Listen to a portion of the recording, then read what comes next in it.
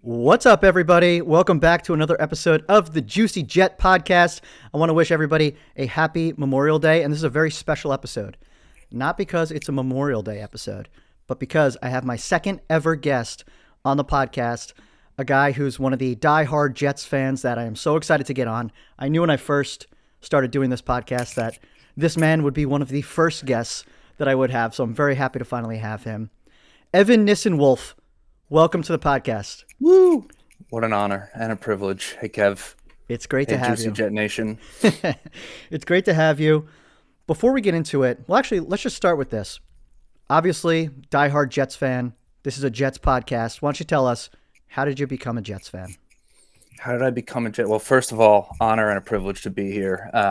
Never thought when we met 11 years ago working for the New York Islanders that I'd be sitting on your podcast. So here we are, crazy times.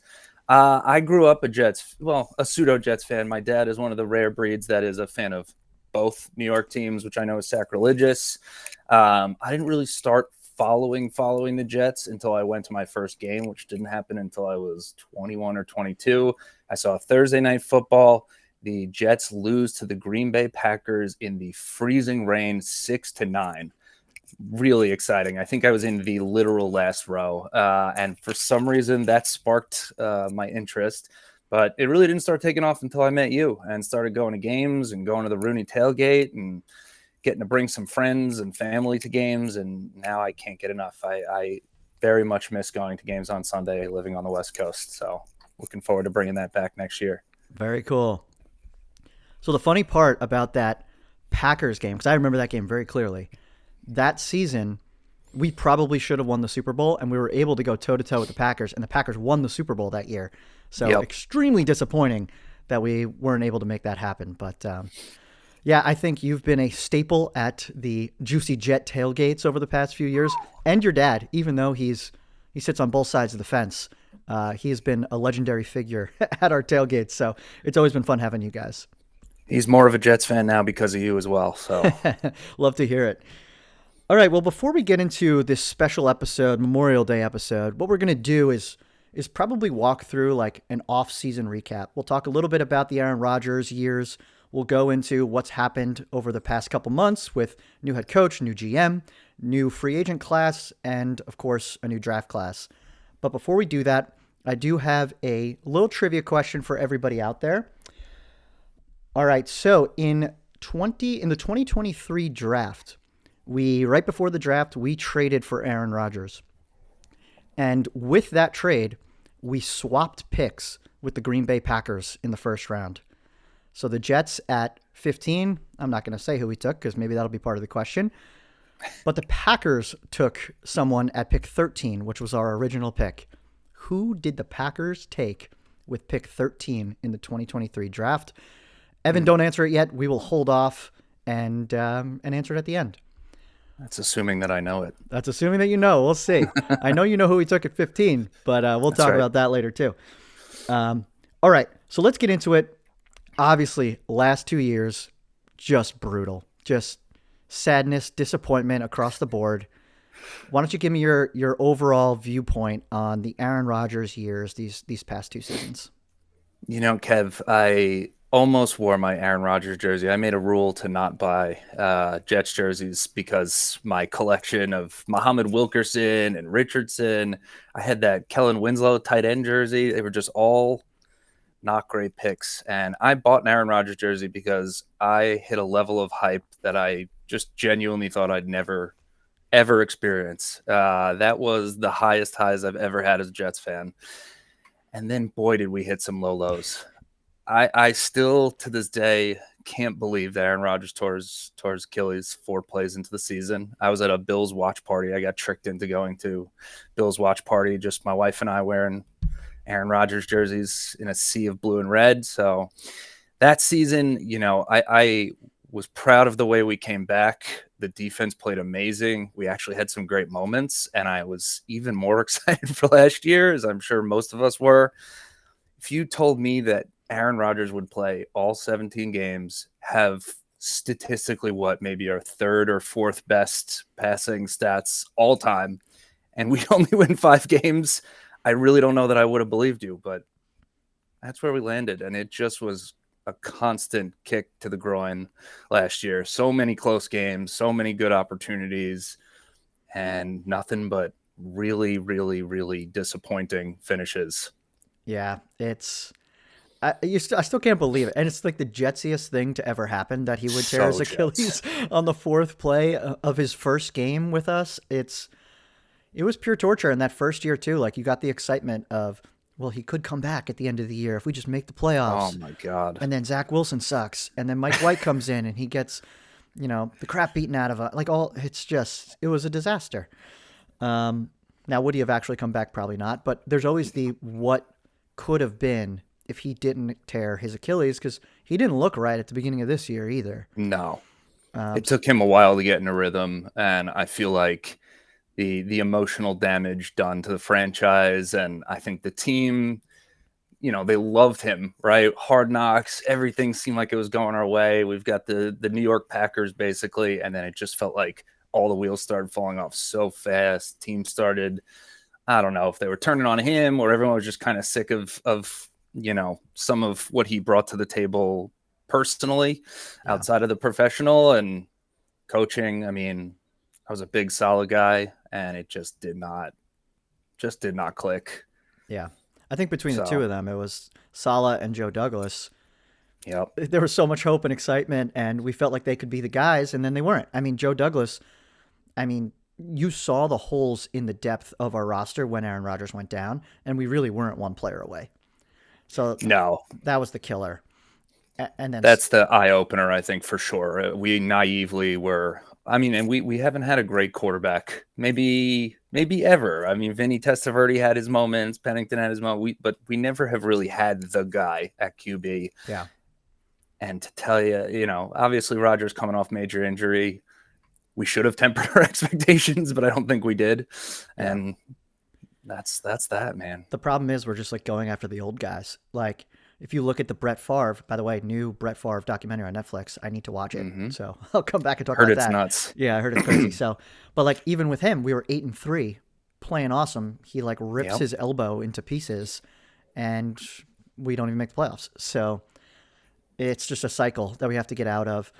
And then obviously we fire Joe Douglas, we fire Robert Saleh. So we've moved on to whatever this new era is. I think the only big piece that's left that still kind of hurts us pretty consistently is ownership, but that's never going to change. Like Woody's not going anywhere. I will give him props though. Like everyone's like, oh, he's meddling and all that kind of stuff. If my team was this bad for this long, I'd be meddling too. Same thing, right? Like your company, you'd be doing the same thing if your team was doing poorly. So hopefully he leaves Aaron Glenn and Darren Mougey alone now. Let them do their thing to start, and we'll see how it goes. Any other thoughts on the Aaron Rodgers era before we move on? I'll always appreciate what was. The highs were so high. The fun, talk about the 2023 draft. To this day, one of the most fun weekends of my entire life, getting to go with you to Kansas City, running around with an Aaron Rodgers flag that you had made for that. I will never forget that. Getting booed by Packers fans who were all over the place. We were on cloud nine, having won absolutely nothing. Champions of the offseason as usual. But that was great. We had a legitimate reason to be excited, to break all these terrible streaks. And unfortunately, every single one of them has continued. But I'm glad it's in the past. I think I've personally, as a fan, learned a lot about that and trying to temper expectations. But boy, it's hard not to get excited every time around this time of year. It's the hope that kills us. It's every single time we just get so excited. And that was so great because honestly, like I will take all those positive moments away from the Aaron Rodgers era of like the hype was so real and it was so fun and so unmatched. Exciting. That draft was just out of control how much fun we were having there. Oh my goodness. Could not believe it. That was an all-timer for me. And man, we'll talk about it. I wish we had done some things a little differently that year, but yeah, still super fun. Yeah, and I will give Aaron props. He was the inspiration for me behind going to all the games. So the traveling I've been doing, going to the drafts, all that kind of stuff was because of him. So although he didn't pay me back, I still have had a blast over the past 2 years. All right, let's move into the next topic, which is now we have a new GM and a new head coach. So let's start with who we feel like is the undisputed leader of the organization, which is Aaron Glenn. So I guess my question to you is Aaron Glenn who you wanted? Was there someone else out there that you were excited about, or were you like, yeah, let's get Aaron Glenn. He's the guy. I'll be honest, I didn't know too much about him coming into it. I wanted Vrabel, like I think a lot of people did. I was bummed to see him not come to us, but understand it. The more I've learned about Glenn, the more I hear about Glenn, the more you hear from Glenn, I'm loving it. I mean, he was there with the Jets when they were trash. I believe we went 1-15 one of his first years, and Yep. then he was part of that resurgence. Pro Bowl player, knows the system, knows the team. I just like his mindset. I think we have had such a circus of unserious coaches. Adam Gase is one that just always comes to mind that triggers me.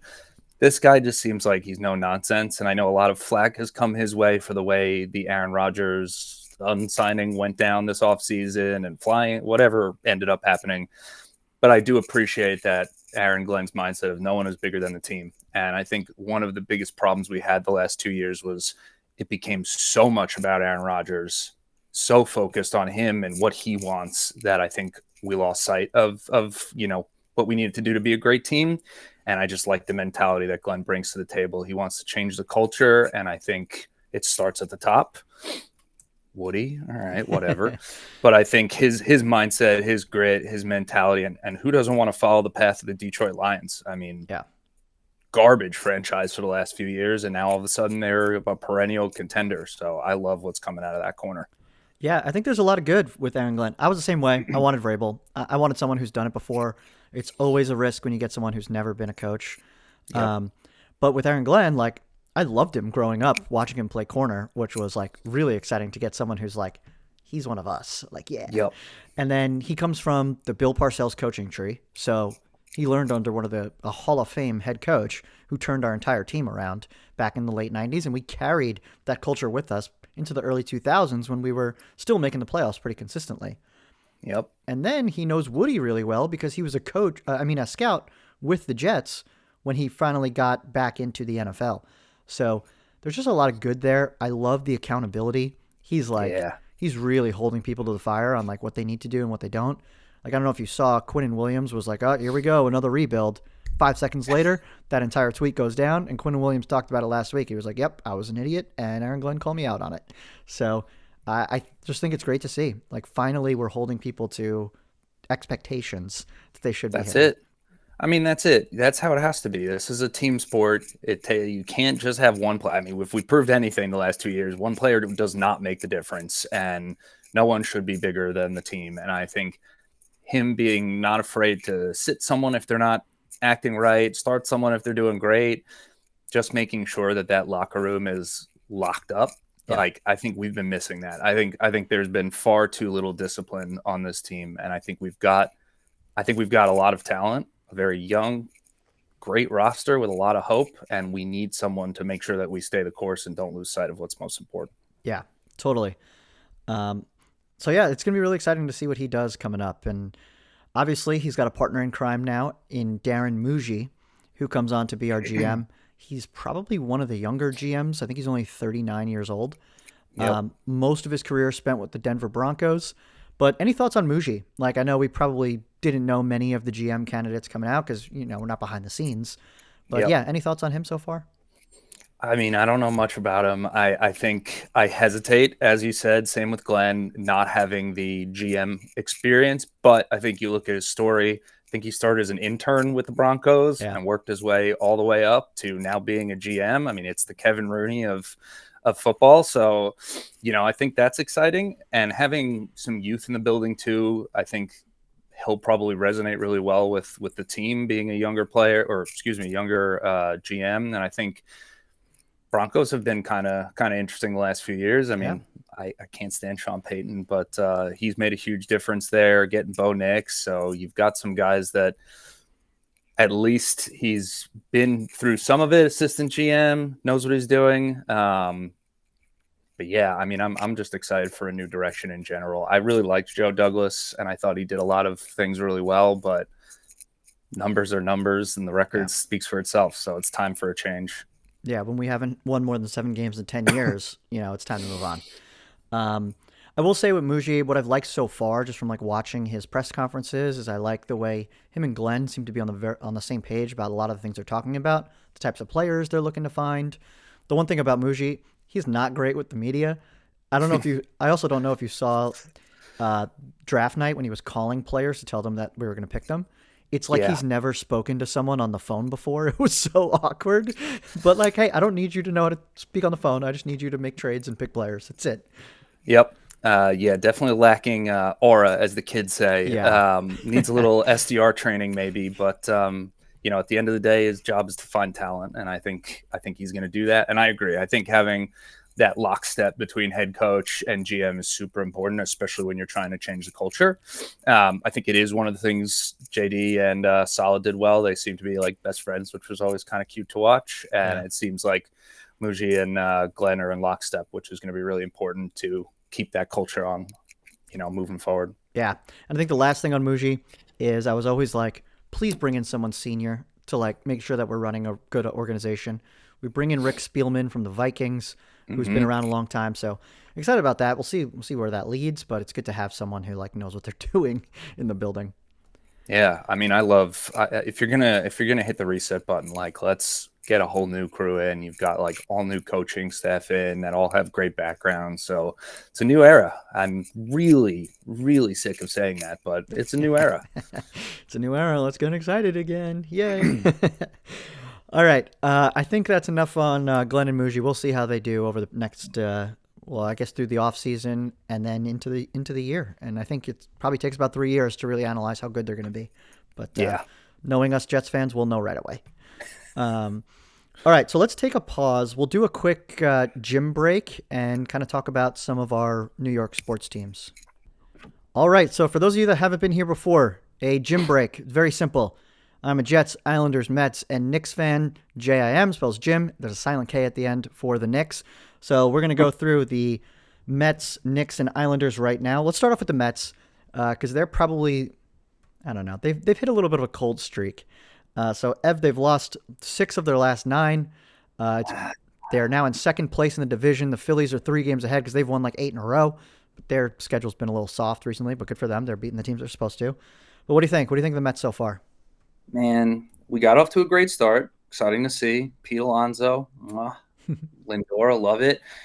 The pitching to me has been the best. I Yeah. mean, what was supposed to be a weak spot, I think we still are, if not number one, we're top 5 in ERA. I mean, guys are stepping up all over the place. I think Peterson struck out Otani 3 times the other night. So Yeah.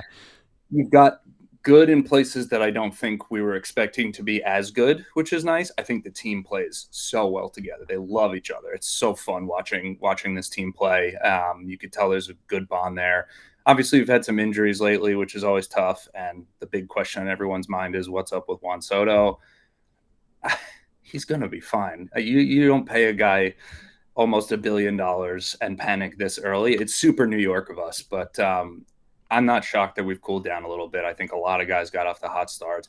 I just want to see someone hit over 300. I can't remember the last time, other than Jeff McNeil, seeing someone hit over 300. But yeah, we've had a tough schedule. We played really well against the Dodgers. Went on a little bit of a cold streak. It happens. It's far too early to start panicking from my purview. Yeah. I think that's the only bad spot is the offense hasn't gotten going, and we're just leaving runners stranded on base constantly. Um, Man, we did this with Lindor too, where like he didn't start off great with the Mets. I think Beltran was the other one, or maybe it was Delgado. I can't remember. It's the same thing. It's like we just panic and then it's all over. Well, guess what? You have him for 15 more years, so yeah, better lock in. He's going to be fine. I mean, I think he's got like the highest hard hit ball rate in the majors right now. He's just been having so many of these. It should be homers that are just missing. So he'll get right. He needs to get his head right. Most importantly, I think the Yankees rattled him more than I was hoping it would. Um, and you're still got, you're lacking production from Vientos. Alvarez is just getting back, who's going to be great. Beatty's been on fire. yeah, So I think there's a lot of good in our future. We need to just calm down. yeah. It's going to be okay. It's a long season, very long season. And Soto. So we're recording this on Sunday. Saturday night, Soto had a bomb hit the fence with the bases loaded. I think it was a 2-run double. Um, Yep. so like it's there. The plays are there, and it's gonna happen. He's far too talented. I mean, you're comparing him to Aaron Judge, who's having an unbelievable start to the season. Yeah. It was going to be fine. Mets fans, calm down. We got this. Yeah, he could go down as the greatest hitter of all time, for all we know, Aaron Judge. So, all right, so that's the Mets. Like we said, long season ahead. Knicks. Ev, actually, I don't even know. Are you a big basketball guy or not really? It was my favorite sport growing up. I played it all the time before I started getting hurt. I was a big Knicks fan. I was a Detroit Pistons fan first. I loved Ben Wallace. Got to watch them win technically the only championship I've ever seen that I've cared about. I don't really follow basketball as much, and this maybe makes me sound a little insane, but I'm kind of actively rooting against the Knicks because I feel like what's going to happen is they're going to win, and that will be my championship, and it will mean almost nothing to me. Yeah. And the curse will continue for my actual favorite teams, which is the gym. So yeah, the loss the other night though was unfathomable, especially with the choke. I mean, oh God, oof, gave you chills a little bit to think about. I've got a bunch of friends out here in Seattle that are actually Celtics fans, so they're all actively rooting against the Knicks. So those are my opinions. Yeah, Sticking to not great. Yeah. I put this out on TikTok the other day. I was like, if the Knicks lose the series, that game one loss is going to go down as probably the most devastating loss in New York's, well, at least in our team's sports history. And I was trying to think of others. I was like, Jets 98, they were up 10-0 at halftime in the AFC Championship game. Jets against the Colts, they were up at halftime, end up getting crushed in the second half. Jets coming back against the Steelers, still lose that game. Think about the Islanders that giving up that shorthanded goal against the Lightning in that game that me and you watched together. That was brutal. That was heartbreaking to not even get a goal. Yeah. We would have killed the Canadians that year. I know. Oh. So there was that. I was thinking too for the Mets, Carlos Beltran striking out in 06 against the Cardinals, and then Game 5 against the Royals in the World Series. So I guess like the devastation doesn't really happen in the last 2 minutes for us normally. It's usually like usually after by then. So. Yeah, it's like, oh, Aaron Rodgers tore his Achilles. Season's over. We're good. Next year. Yeah. So just brutal. Yeah, that shot too, for him to go fade all the way back to the line and just pop it when he had open guys everywhere, just insane. I mean, that was the physics of the play alone. Yeah. For that ball to pop straight up in the air, like what? Mean, that is just that's just legendary. I'm sorry. I can't help but laugh. That will be on highlights forever for the rest of our lives. Classic Knicks. Well, okay. Well, that's enough with the Knicks. They got Game 3 tonight, so we'll see. We'll see how they do. All right. Last thing, the New York Islanders. We've got news. We have a new GM, Matthew Darch from the Lightning. I don't know anything about him. I'm glad to see that we have someone who's actually going to make this first pick come end of June, and he's from the Lightning. It's a winning organization. So love that. I don't know. I mean, who doesn't want to be the Tampa Bay Lightning? I will take same thing with the Jets going with the Lions, right? Like at least we're taking people from successful programs. I don't know anything about this guy. Reset. I do think it's kind of funny. I mean, Kev, we met each other working for the New York Islanders way back in the day, and there are still New York Islanders from that team on this team. Yep. And those are great Islanders. Nothing against Brock Nelson, nothing against Lee, but for the love of God, I think it's time to start progressing and finding some new blood and switching it up a little bit, because we've seen the same roster over and over and over again, and we've had some great moments. Obviously, Game 7, brutal, heartbreaker, but it's clear that this team, this core, has not been able to move the puck forward enough. So I'm here for a new direction. Number 1 overall pick's insane. I can't believe that happened. I don't think there's a game change, like a true elite game changer at the top, but whoever we get, I mean, it's going to be a big add to this roster. So yeah, we got to get younger. I mean, the fact that Matt Martin was still out there this year is unbelievable. Good Lord. Yeah. I mean, I'm going to miss the third line. They were great. We had some good moments. Yeah. Cal, Casey, and Matt. Yeah. All right. Well, that's enough on those teams. Like the Islanders will have more news coming in the next 4 weeks. I think it's the end of June is the draft. So I actually might go out to the draft party at UBS because I was like, oh, I only have to be there for one pick, and then I can go home. Like, it's great. Yeah. All right, cool. Let's pivot out of the gym break. We're back. Let's go into the offseason a little bit more with some of the players that we've brought on. So obviously free agency comes first. It comes before the draft. The Jets made a lot of moves in free agency. Before we get into individual players, any overall thoughts? I mean, it felt like a quieter free agency period for us, but any thoughts on your end?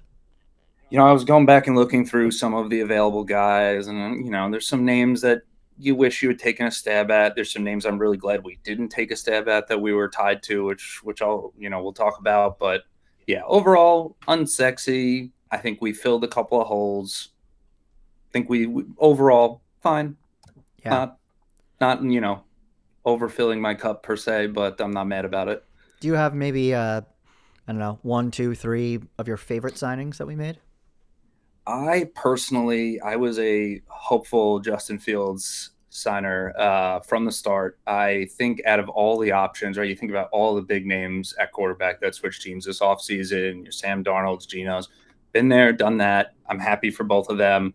Zach Wilson, too. Fine. We were never going to pick him back up. But Yeah. for those two guys, with the type of contracts they've got and having played in our system, we had our chance with them. We blew it. Let them move on. Russell Wilson, you talk about Jameis Winston, who's, I think, my personal second favorite because it would have just been funny. I think he's hilarious. But out of all, or Kirk Cousins too, right? All these guys you could have brought in, you're getting them at the end of their career. You're getting them at a point where they're a Band-Aid. It's not going to do anything for you. I think Justin Fields, you got a 25-year-old. He's going to have the best offensive line he's ever played behind. I think people forget that last year, 4-2, great stats, 1 turnover, first 6 games, and got benched for Russell Wilson. So there's something there. And I think, when's the last time, when has the Jets ever run like an option? When have we ever had a power, a true rushing attack that you've got him, Breece Hall, the 2 other young backs behind a great line? I think it should at least make us interesting and exciting. He's 25. He's got a higher ceiling than any quarterback other than ones we've drafted, which we clearly are not great at. So worst case, he stinks, and we're right back where we've been. But at least if he's good, you can build around that. You can build, over the next couple of years. Who says he's not the next Sam Darnold for us the way he was for, the Vikings? Yeah. Yeah. I mean, he was the only young quarterback with upside in free agency. Otherwise, you're just getting another Aaron Rodgers. You're getting Russell Wilson, Joe Flacco, like those guys. And Kirk Cousins, who actually never even moved, but could have. Yeah. So I agree with you. I think he was the best option. Do I think he's still a good quarterback? No, but we'll see. He's better than what's out there. So, yeah, and I'm excited about the run game. I think if the Jets don't lead the league in rushing attempts this year, something bad wrong. must have happened. Our coaching staff isn't what I thought they were then, in that case. I'm all for running the ball. I mean, we've got 3 very talented running backs, and Justin Fields adds a dimension that we've frankly never had behind a fantastic, what should be a fantastic offensive line. I mean, 4 out of our 5 starters were drafted in the first or second round in the last 3 or 4 years. Yep. We've got anchors on all sides, and Simpson had his best season in his career last year. So I don't know. We've talked about building a wall for a long time. We haven't had a truly great offensive line since the mangled DeBrickashaw days. So if the worst thing that happens is we're a run-heavy team, I mean, look at Mark Sanchez, not a statistically great quarterback, but didn't lose us games, right? Yeah. And Justin Fields doesn't need to be outstanding for us to be a great football team. He just needs to keep us in the game. Yeah. If the game, and the defense has to keep us in the game too. If it becomes a blowout, Justin Fields is not bringing us back. It's got to be close. He can do his thing and play the way he normally plays. The only thing I'm worried about is the turnovers. I know he only had 1 interception, but he had like 12 interceptable passes last year. Yeah. Same thing with fumbles. I think he only lost 1 fumble, but he had like 6 last year. So if he can work on that stuff, I think we'll be okay. He's very erratic, but I don't know. Who doesn't want to see him link up with Garrett Wilson again? I mean, look what Garrett Wilson has done with trash QB play for the last couple of years, and now you bring him back. I don't know. I think it's at least exciting compared to what our other options would have been, and I'm very glad that we didn't go in and trade up for Cam Ward or get one of these other random quarterbacks. I know during the draft I was hoping for Sanders just because at that point it was kind of funny, but none of that would have actually helped us move the ball forward. And I think this being Mougey and Glenn's first year, you have an opportunity to at least reset and prove that the direction we're heading is the right direction. And I think Fields can do that for us. Yeah, totally. So fingers crossed that we get the Geno Smith version of Justin Fields here. Anyone else that you really liked in free agency? Nothing really like jumped off the page for me. I wish we had gotten a big fat nose tackle. I know we Yeah, got the guy from the Chiefs. I forget his name. Uh, Nandi. Nandi, who's okay. And I wish we kind of would have gone wide receiver somewhere. I know we've been tied to Amari Cooper recently, which I don't think makes much sense for him considering where he's at in his career. But I'd love to take a stab at him. I wasn't super excited about what's his name, the guy from the Lions, Josh Reynolds. Yeah, Josh Reynolds. Yeah. To me, that's there's not much going on there. So I would have loved to have seen us pick up a better wide receiver. I would have loved to have seen us pick up a better tackle. I think we made a couple of smart, little hole moves. Cisco's supposed to be pretty good from the Jaguars at a position of need for us. But outside of that, I also feel like we didn't have blatant glaring holes outside of QB. So I'm glad we got one that's solid. And I think we filled some other holes in the draft as well. Yeah, I think Cisco is my favorite signing because I think he's actually a ball hawk, and our safety room was awful. So I'm very excited to see what he can do. But it's only a 1 year deal, so it's kind of a rental at this point. Yeah. Another underrated one that we don't really talk about is re-signing Jamie Sherwood, because I think I was just going to bring up. yeah, that would have probably led to a massive hole in our defense. But yeah, what were your thoughts on him? I mean, finally, you hit on someone beyond the third round. I think that's something we've talked about with Douglas. Everyone gives him praise for the Breece Hall, Garrett Wilson, Sauce year, but those were can't miss guys. We never hit on these later round guys. And sure, it was unbelievable last year. And from what I've heard about him, read about him, he's also just like a great team player. The team respects him. He's the captain of the defense. So for someone like that to be able to step into a very, very tough hole to fill with Mosley being out and now gone, I mean, that's a huge, huge signing. I also think the return of Jermaine Johnson, very excited about that as well. Yeah, you basically treat that as a free agent because we just had a game and a half of him last year. Yep. I hope that thing heals up, that Achilles, because he is just a monster. I love Jermaine Johnson. Yep, another great team player too that the team loves and is rallying behind. Yeah, and one of the points you bring up is that you lose C.J. Mosley. There's just a lack of leadership across this team, and everybody's young. We have the second youngest team in the league. We only have 4 players over 30, and one of them's our long snapper. One's Alan Lazard, who I'm so ready to ship out of here. So yeah, and Tyrod Taylor's another one, backup quarterback's never going to play, hopefully. So yeah, it's crazy that we've gotten so young so fast after having an old team last year. I think it's a great thing. It goes right with the culture shift. You have a chance to hit the reset button. These guys hopefully should not be as jaded as maybe some of the fans are and some of the older players were.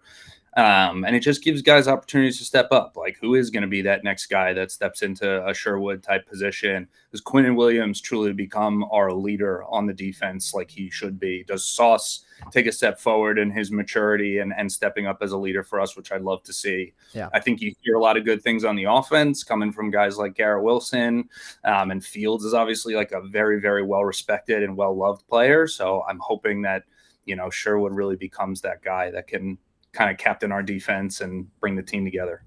Yeah, I think if you look 2 years from now, I think it's Sherwood, Jermaine Johnson are the defensive captains, and then you got AVT and Garrett Wilson as your offensive captains or something like that. I love that.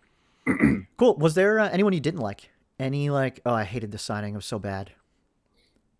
I guess just Reynolds. I just don't see the point when you've got so many options out there. To me, obviously, you draft Arian Smith, who I think is interesting. I don't know what to make of Malachi Corley anymore. Yeah. Lazard, I'm with you. I'm glad he restructured. That's great, but he's not a number 2 wide receiver. So in a room that needs more talent, in a room that could really benefit from getting a safety valve for Fields, I would have just preferred to see us either make a splash and go out and get a Cooper Kupp or Tyler Lockett, someone that's just got a little more pedigree. To me, Josh Reynolds is a nothing. So I Yeah. don't hate it, but it was probably my least exciting signing. Yeah, we'll see if they want to spend more money because you got like you said, Amari Cooper's out there. You got Keenan Allen still out there. There's a bunch of players. Um, it's just what do you want to spend, really? And Um, do they come here to a team that's rebuilding when they're kind of at the the end. tail end of their career? Yeah.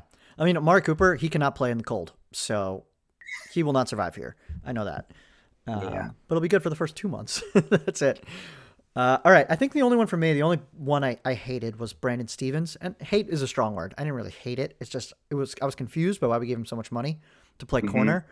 And then we go ahead and draft a corner. So then it's like, okay, so is Brandon Stevens playing safety? Is he playing corner? I don't know. We'll see. But he was not great last year. He was pretty good 2 years ago. But he's the only other one that I was like a little surprised about. And then agree with you. I wish we got a better defensive tackle with how many that were out there. Plus, we didn't draft any either. So Yeah. we're just riding with these guys who are 28 or older that are at the tail end of their career, essentially, besides Quinnen. So we'll see. Such a huge loss for us last year too. I mean, you actually were the one that brought up John Franklin Myers. I remember we were talking in our Jets chat, and I was like, we've got the same defense. Like we didn't lose anyone key, and our run defense was completely different without him there. Yeah, it's like So him and CJ Mosley just killed it because, Jamin Sherwood and what's his name? Quincy Williams are both kind of small. yeah, So, love to see. yeah. I mean, I'm also encouraged by Will McDonald too to see him actually step up. So hopefully, between him and Jermaine Johnson, and Nadi is at least a big body to plug Hmm. a hole, but got to see Quinnen come in and make some stuffs. Yeah. And Nandi comes from the Chiefs. So, like, it's good to have people who know how to win. Yeah, Um, the only other what's wrong thing with that? the only other thing I'll say is, did you see that Will McDonald put on 15 pounds of muscle this offseason? He's gigantic. Yeah, I'm like, good. him and Brees Hall both are pounding the weights. Yeah, I mean, Will McDonald, if he can maintain that speed but bulk up, I mean, when he was coming off the line pretty fast and pretty furious, uh, it's exciting to see because I remember, I mean, we were obviously at that draft, and boy, did I want Jackson Smith and Jigba, Yeah. and because we were sitting right next to his family, and he was at the draft, and that would have just been fun. We really needed a receiver, and we were all scratching our heads, I think, a little at Will McDonald, but he played great at times last year. I mean, he was a disruptor, which with Jermaine out, we really needed. Yeah, that was the big thing. It was like, why would we take this guy when we just took Jermaine the year before? But he's Made been no playing great. sense. So it's worked out. All right, let's pivot to the draft. So obviously, this year, first draft with Mougey, we didn't really know what we were going to get with this guy, but we go tackle Armand Membu in the first. We go Mason Taylor, tight end in the second. Azaria Thomas, cornerback in the third. Arian Smith, who you mentioned, in the fourth. We trade up for Malachi Moore from Alabama, the safety in the fourth as well. And then we go with Kiko Mauagoa in the fifth, and then trade up for Tyler Barron in the fifth as well. So, what were your overall thoughts on the first draft under Glenn and Mougey? Safe is the word I would use. I can admit, leading up to the draft, there was a big part of me that wanted Tyler Warren there.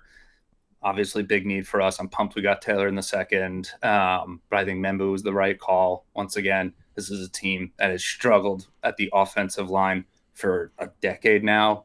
It's always a big problem. You bring in a rushing quarterback, you've got to be able to set Brees Hall up and Justin Fields up for success. So, like I said, you've got 4 out of 5 guys on the line drafted in the first 2 rounds for the last 3 years. I think that's a great thing to build off of. Not sexy, but he seems like a really good character guy, a really good, solid player who hopefully becomes one of those anchors that you're always hoping for when you draft an early tackle in the first round. So overall, I thought it was fine. Wish we had taken a big fat tackle on the defensive side. And it's cool to get Jason Taylor's son. I mean, Yeah. he's got the size. Seems like a good guy. I know he was not ranked as highly as Loveland and Warren, but if we can get Justin Field, I mean, look what he did with Cole Kmet, who's nothing to write home about, but he went to him a lot. So we've never really had a great catching tight end over the middle. So I'm excited to see what he does. Yeah. You also got to look at like Laporta. Like we're taking the same offense that the Lions had with Tanner Engstrand as a new offensive coordinator. So what does that mean for him? Does he have the skills that a Laporta did? Maybe not, but he's got to be close. So yeah, that was a good one. Was that your favorite pick of the draft, or did you have one that you were super excited about? Everyone's talking a lot about Arian Smith. I hadn't really been super familiar with him, but just learning a little. I mean, he seems like he's got something. I think we remember, watching Hard Knocks and Zay Gibson and I forget the other guy's name, the two of them that came in. Jason Brownlee. Yes, Brownlee. And there was a lot of hype around them, kind of like undersized, not as spectacular, but they were making waves, and then we just did nothing with them, unfortunately. But I'm getting some of those vibes around Arian Smith that he's got something special if it can just be unlocked. So what did we take him in the fourth? Was he our fourth round pick? Fourth round pick, yeah. Fourth round pick. I mean, these are all dart throws at that point, but he seems like one that could maybe make some noise because the wide receiver room is so sorely lacking in an upside outside of Garrett. So I would love to see him kind of step into a slot role or at least push Corley for time. Yeah. I think for him, I mean, that's something special is his speed. He's so fast, has a track background, all that stuff. The problem is he has a lot of drops. He's like Alan Lazard with like that's his hands. He had 9 drops last year in college, which is like unheard of. A lot. So if he can harness the speed and still focus, he said it's a focus problem. Well, it's like that's not good, but let's focus and catch the ball. So he was actually the only reason he was my least favorite pick is because of how early we took him. I think if we took him in the 5th or 6th, I would feel a little bit better about having him.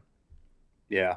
You brought up too, like obviously Glenn and Engstrom and trying to repeat, some of what the Lions have. I mean, if he steps into a Jameson Williams type role where he can just be your burner, I think the big thing we've got to open Garrett up as much as possible. So if you've got someone with speed on the outside who just takes some of the pressure off of Garrett, we know that man can do crazy things when the ball is thrown his way. So we've just got to find ways to open the offense up. And I think his ability to be dynamic gives us another option in an offense that's going to be hopefully very different looking than it was the last couple of years. Yeah.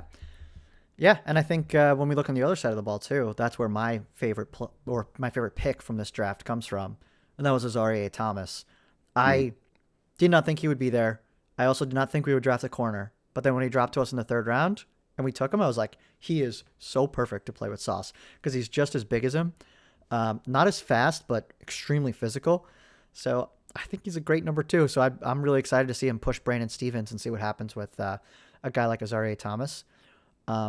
Also loved Malachi Moore, the safety from Alabama, because our safety room's not great.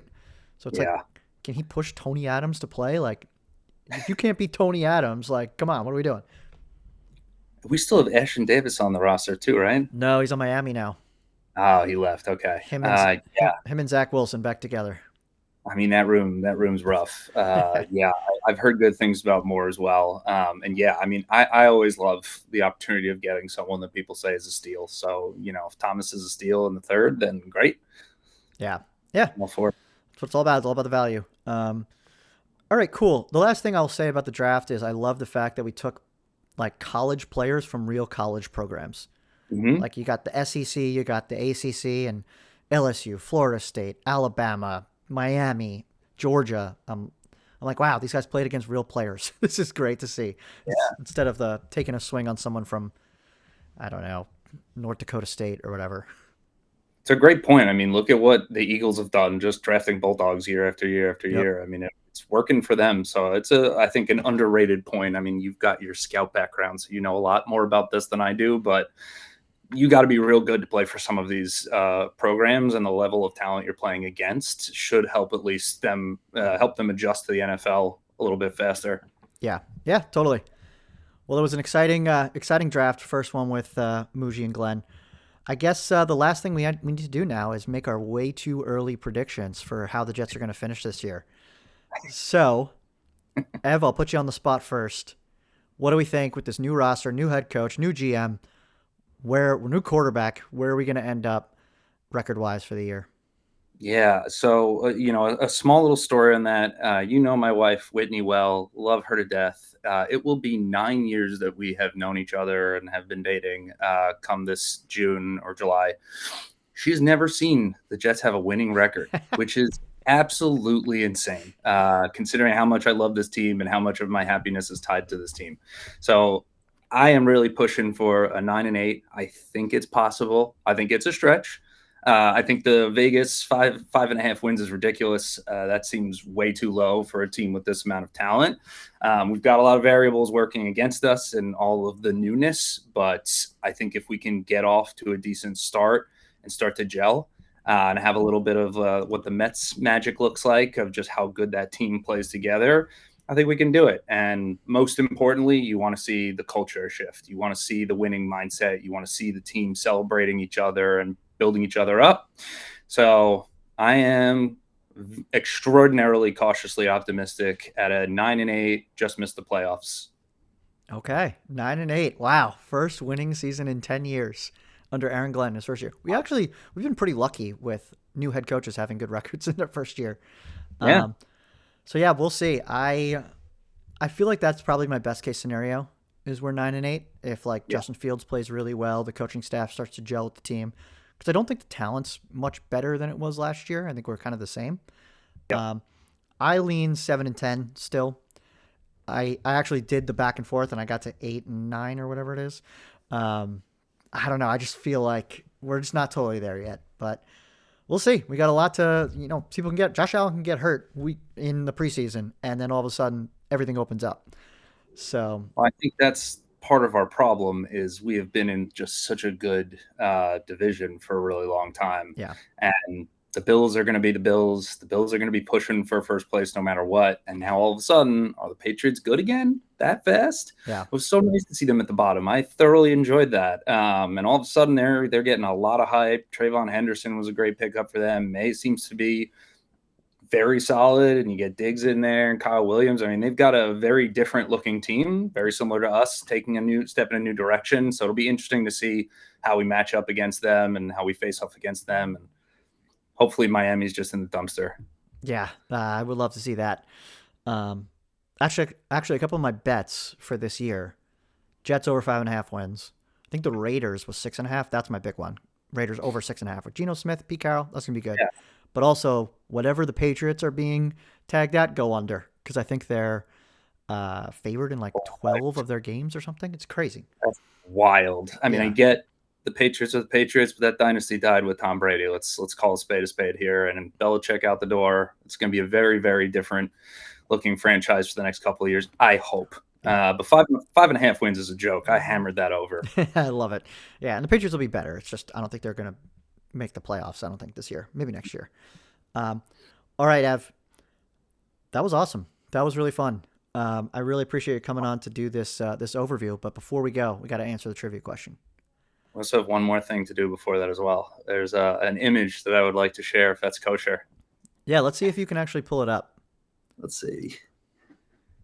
Do entire screen here. I just got to allow for screen recording. All right. I'm nervous. It's not working. All right. I sent it to your email if you wouldn't mind pulling it up. So this is before I got on this call, I asked ChatGPT to produce an image of two friends getting to see their team celebrate a Super Bowl championship at MetLife Stadium. And then I asked it to age us appropriately based on when they think that'll happen. Oh my God. Oh my God. All right, hold on. I'm gonna have to add this. So hold on. Before we do that then, let's answer the trivia question while I try to figure this out. Yes. All right, so my question was, in 2023, the NFL draft, we traded for Aaron Rodgers. So the question is, with the 13th pick, which is the one we originally had, we swapped it with the Packers. Who did the Packers take with that pick? Do you know, Evan? There's a name that's sticking out to me that I'm not sure if he was in the first round. Do you want me to say it? I don't know say it. Go ahead. Was it Van Ness? Yes, it was. Nice. Oh. Wow. Yes. Yeah, so Lucas Van Ness, he's been okay. I don't think he's done anything spectacular. Hold on. Can you see this image yet? No. Nope, it's not there. We're going to make this happen. Hold on. Yeah, so Lucas Van Ness, he hasn't been that great. I mean, I think everyone was super excited because they jumped us and everyone was like, the Jets need a tackle. And because we jumped backward, the Patriots traded with the Steelers. The Steelers got a tackle and we ended up with Will McDonald. So it actually worked out for us in the long run because I think we have 2 better tackles now than we would have had if we took, I think it was Broderick Jones back then. Broderick Jones, that's right. I remember we were sweating at the draft that every tackle that we wanted, first one off the board, second one off the board, third one off the board, and then the Steelers jumped right in front of us. And definitely didn't think Will McDonald was going to be the pick. And I don't think we reacted super favorably to it. But, yeah, it's funny how things end up working out not that far down the road. Ev, I don't think you can see this, but the picture is up, and holy cow, we are old. So it's Super Bowl 81, I believe. Is what Super Bowl. The year 2060, Kevin. So wow. That's good. I specifically made sure that there was confetti. That was one thing I didn't include in the photo. And then I said to make us jumping because at that age, despite ACLs, struggles that I've had, I think I will have the energy to jump in the air with you. Yeah, look at that knee bend. Right. But, oh my God. Well, this is hilarious. Oh my God, it's a nightmare. I really hope we don't have to wait until 2060, but I think physical health wise, I will do everything in my power to hold on until then. That is so funny. That was great.